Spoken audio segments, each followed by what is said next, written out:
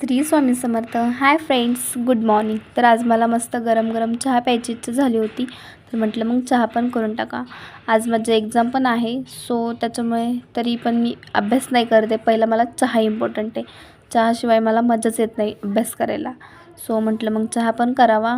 तर साखर टाकली होती, चहापत्तीसुद्धा टाकली. म्हटलं मग पटकन गरम गरम चहा पण पिऊन मस्त फ्रेश होऊन अभ्यास करायला बसता येईल. सो मग चहापत्ती टाकली.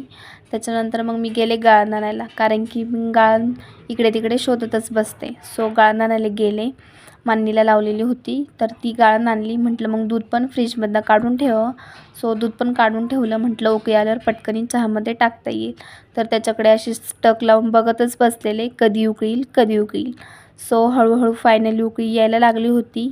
तर तुम्ही बघतायच. तर त्याच्यामध्ये दूध टाकलं. म्हटलं दुधाचीसुद्धा एक उकळी घ्यावी.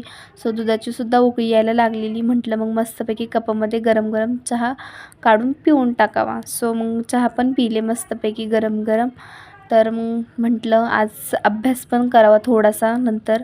तर मग प्रिपेअर करायला बसले. तर आज होता मराठीचा पेपर. तर मग मराठीचं पुस्तक घेऊन वाचन करायला बसले. म्हटलं व्याकरण वगैरे धड्यांचे खालचे प्रश्नसुद्धा केले थोडेसे. म्हटलं व्याकरण इम्पॉर्टंट आहे, तर म्हटलं मग ते पण केले. तरी पण त्याच्यात काही माझं मनच लागेना. पेज उलटत उलटत चालले होते माझी मस्तीसुद्धा. आणि खूप इच्छा माझी बघा कशी चालली आहे मस्ती. तर म्हटलं आता तरी जरा सिरियसली वाचन करावं. सो मग मी वाचनसुद्धा केलं. म्हटलं नंतर माझी कॉलेजची बॅगसुद्धा भरायची होती.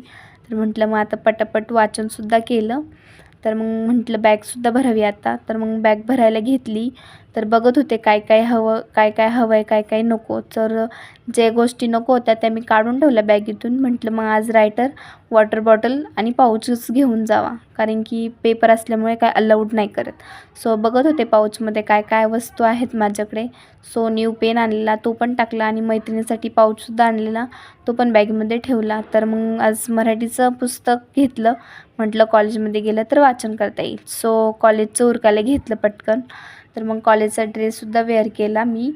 तर मग म्हटलं पावडरसुद्धा लावी, तशी गरज नाही आहे मला, पण म्हटलं आज पेपर आहे तर फ्रेश होऊन जावं. सो मस्तपैकी रेडी व्हायचं ठरवलं आज. तर मग पावडर लावली. तर मग टिकली लावायला गेले, तर टिकली पडूनच गेली. सो म्हटलं काजळ पेन्सिल आहे माझ्याकडे, तर तीच लावावी. तर मग त्यानंतर मी मस्त टिकली लावली. म्हटलं आज मस्त केसांची हेअरस्टाईलसुद्धा करते. तर पफ घालायचं ठरवलं, पण माझे केस बघून किती गुंता झालेला आहे. सो आधीच माझे केस करलेसुद्धा आहेत त्याच्यामध्ये. सो म्हटलं मग पटापट गुंतासुद्धा काढून घेतला. पफ घालायचा विचार केला, पण पफ काय नीट येईनच. 2-3 वेळा ट्राय केलं. तर मग म्हटलं घालून घ्यावा पटापट, उशीर पण होईल म्हटलं. तर गुंता